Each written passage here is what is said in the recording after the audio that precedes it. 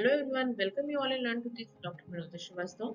Hope you all are fine and safe and using your time and good things. Student, आज जिस topic पे हम बात करने वाले हैं वो है थ्योरीज ऑफ लैंग्वेज डेवलपमेंट।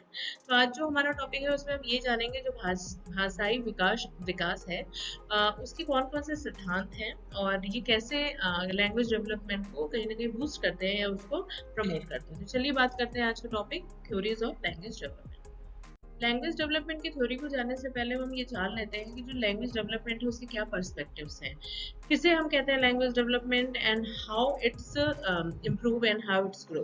तो आप यहाँ देख सकते हो कि जो लैंग्वेज डेवलपमेंट है उसमें क्या है, जो लैंग्वेज डेवलपमेंट का पर्सपेक्टिव कहता है इन मदर्स लैब। जब बच्चा पैदा होता है तो उसका जो सबसे पहला जो टीचर होता है या जिसको वो फॉलो करता है वो उसकी मदर होती है। As a child grow more complex structure are used by her which help a child to learn from to express himself। एक माँ ही है जो उसको ये चीजें सिखाती है कि अगर जब उसे भूख लगे तो क्या करना है। मतलब वो एक टच है, वो एक फील है, वो एक अंडरस्टैंडिंग है एक मदर और एक बच्चे के बीच में, जो कि कहीं ना कहीं उसकी लैंग्वेज डेवलपमेंट में इवन उसके लाइफ के हर एक जर्नी में सपोर्ट करता है। तो इन मदर लैब उसे ये चीजें समझ में आने लगती हैं।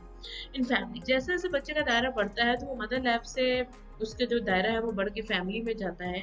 अब वो जहाँ सिंगल पर्सन पे डिपेंडेंट था वो कहीं ना कहीं 2 से 3 लोगों पे डिपेंडेंट होना शुरू करता है। क्लोज रिलेटिव से क्लोज फैमिली मेंबर्स को पहचानता है, उनसे भी वो अपनी चीज़ों को कहीं ना कहीं शेयर करने की कोशिश करता है। वो हंस के, मुस्कुरा के, रो के, जिस भी वे में जाके वो कर सकता है। Content with family and other close related relatives and neighbours, जो भी उससे ज़्यादा फैमिलियर है तो उससे वो अपनी बातें कहीं ना कहीं कहना शुरू करता है। ना आफ्टर फैमिली, अब बच्चा क्या है कि बच्चे में ग्रोथ हो रही है तो अब वो कम्युनिटी का एक सदस्य बनता है। कम्युनिटी के सदस्य के लिए बहुत ज़्यादा ज़रूरी है कि बच्चा उस कम्युनिटी की रिक्वायर्ड लैंग्वेज को समझे और कम्युनिटी में अपनी बात को कहने के लिए एटलीस्ट कम्युनिटी की क्या रिक्वायरमेंट है उसे भी वो जाने। तो now he is deal with a larger number of topic and issues, क्योंकि अब वो फैमिली का सिर्फ सदस्य नहीं है, now is the member of community. तो कम्युनिटी की क्या रिक्वायरमेंट है, कब क्या कहाँ बोलना है, किससे बोलना है, किससे उसकी बातें, कौन उसकी बातें समझेगा, कहाँ से उसकी जो नीड है उसकी पूर्ति होगी, ये सारी चीजें बच्चा धीरे धीरे धीरे सोशलाइजेशन के थ्रू समझना शुरू करता है। अब जो बात आती है, जैसे ही वो फैमिली से कम्युनिटी, कम्युनिटी से जब वो स्कूल में जाता है तो influential development of language take place when the child enters in the school.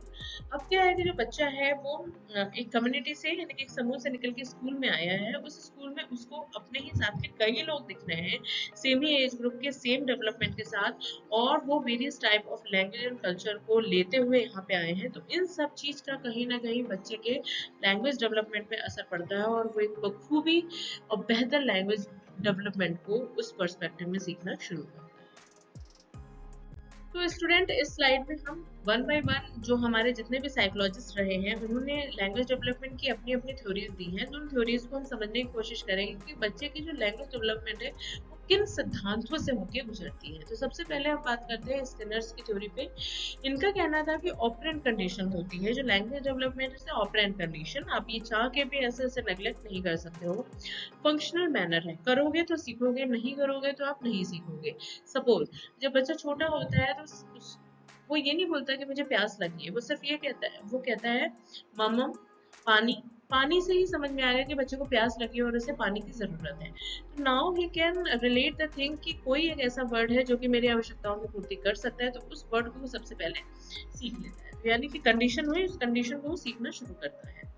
Basis of language development: motivating operation, discriminative stimuli, response and reinforcing stimuli। अगर बच्चे को कोई काम का एक तरीके से इनाम मिल रहा है या उसको पॉजिटिव इफेक्ट देखने को मिलता है तो कहीं ना कहीं वो चीज को वो दोहराता है और चीज को वो सीख जाता है।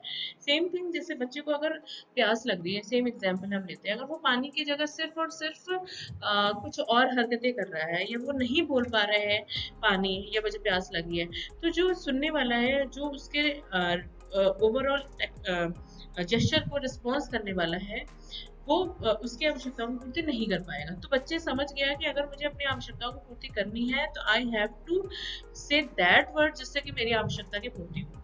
अगर उसको उस एक्शन पे सही रिएक्शन मिल रहा है तो कहीं ना कहीं वो एक्शन करना सीख जाता है।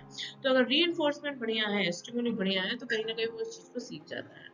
पॉजिटिव एंड नेगेटिव रीइंफोर्समेंट, जैसा कि अभी हमने बात किया, अगर पॉजिटिव रीइंफोर्समेंट रहेगा ऑब्वियसली बच्चा उस चीज को बार बार करने की कोशिश करेगा जब भी उसकी जरूरत होगी, और अगर नेगेटिव हुआ तो कहीं ना कहीं वो उससे लर्न करेगा और उसे दोबारा वो नहीं दोहराएगा। So reinforcement is a process in which behavior is strengthened and thus more likely to happen again or not. So enforcement is a very important tool for language development according to Skinner. और ये कहते हैं कि अगर ये अच्छा हुआ, बेहतर हुआ और पॉजिटिव वे में हुआ तो कहीं ना कहीं जो बच्चा है उसकी लर्निंग को स्ट्रेंथन देगा, और अगर ये बैड हुआ या निगेटिव हुआ तो बच्चे की जो लर्निंग है वो एक तरीके से थोड़ा सा पॉज होगी और वो उसको दूसरे वे में जाके करने की कोशिश करेगा। तो this is the theory of Skinner of language development. Skinner के बाद हम जान लेते हैं बॉन्ड्यूरा। बॉन्ड्यूरा की जो थ्योरी थी उन्होंने स्किनर की थ्योरी से थोड़ा डिफरेंट बताया। उन्होंने कहा कि सिर्फ रीइंफोर्समेंट ही एक ऐसा फैक्टर नहीं होता है जो कि अपनी लैंग्वेज डेवलपमेंट को यस और नो, पॉजिटिव और नेगेटिव में डिफाइन करता है। उनका कहना था कि रीइंफोर्समेंट के अलावा भी बहुत से ऐसे फैक्टर हैं जो एक बच्चे के लैंग्वेज डेवलपमेंट में असर दिखाते हैं। तो ये जो फैक्टर्स हैं वो हम यहाँ देख सकते हैं स्क्रीन पे। पहला जो है साइकोलॉजिकल फैक्टर है, दूसरा है एटमॉस्फेरिक, और तीसरा है सोशल फैक्टर। साइकोलॉजिकल, बच्चे का mental growth, emotional feeling, cognitive development कितना प्रॉपर हुआ है। अगर वो एज के अकॉर्डिंग प्रॉपर वे में उसका डेवलपमेंट हो रहा है तो कहीं ना कहीं उसका लैंग्वेज डेवलपमेंट भी एज के अकॉर्डिंग प्रॉपर होगा। वहीं एटमॉस्फेयर की हम बात करें कि बच्चे को किस प्रकार का वातावरण मिल रहा है, क्या उसे बोलने वाले उनके संगी साथी मिल रहे हैं जो उसकी गलत चीज को गलत, सही चीज को सही बताए, ऐसा एटमॉस्फेयर मिल रहा है, क्या वो सही भाषा सीख रहा है या गलत प्रोनाउंसिएशन सीख रहा है। अगर ये सारी चीजें हो रही हैं तो इट मीन जो बच्चा है वो उसका लैंग्वेज डेवलपमेंट प्रॉपर हो। और तीसरा ही पार्ट कहते हैं सोशल डेवलपमेंट, यानी कि सामाजिक विकास। एक बच्चे को हम सिर्फ एक कमरे में बैठा के या सिर्फ एक घर में बैठा के चार लोगों के बीच में अगर हम ये कोशिश करें कि उसका लैंग्वेज डेवलपमेंट प्रॉपर हो तो it is not possible. As हमने अपनी पहली स्लाइड्स में भी देखा है कि बच्चा घर माँ की गोद से निकल के घर पे और घर से निकल के वो कम्युनिटी में आता है। अगर हम उसे कम्युनिटी के तौर तरीके, उसकी भाषा, उसकी रिक्वायरमेंट, उसकी लैंग्वेज को नहीं सिखाएंगे तो बच्चे का जो लैंग्वेज डेवलपमेंट है वो अप्रोप्रिएट या अकॉर्डिंग टू द टाइम नहीं हो पाएगा। तो बॉन्ड्यूरा कहते हैं कि सिर्फ और सिर्फ रीइंफोर्समेंट नहीं, उसके अलावा भी ये तीनों फैक्टर हैं एक बच्चे की लैंग्वेज डेवलपमेंट पे अपना असर दिखाता है। तो आई होप स्टूडेंट आज का जो हमने टॉपिक लिया है वो है theories of language development. But आज के जो टॉपिक था उसमें हमने सिर्फ दो थ्योरीज कवर की हैं जो कि स्किनर है और बॉन्ड्यूरा। मिलते हैं अपने नेक्स्ट वीडियो में नेक्स्ट टॉपिक के साथ। Topic will be same but the theories will be different, तो उस पर हम बात करेंगे। और ये जितनी भी वीडियोस हैं और कंटेंट है अगर ये आपको समझ में आ रहा है, पसंद आ रहा है, तो प्लीज इसे लाइक करें, सब्सक्राइब करें, ज्यादा से ज्यादा नीडी एंड बीएड स्टूडेंट को शेयर करें जिससे कि उनके तक भी ये नॉलेज पहुंचे और इस चीज को हमें एक्सप्लोर कर सकें। तो चलिए आप अपना ख्याल रखिए, फैमिली वालों का ख्याल रखिए। मिलते हैं अपनी नेक्स्ट वीडियो में। Take care, bye.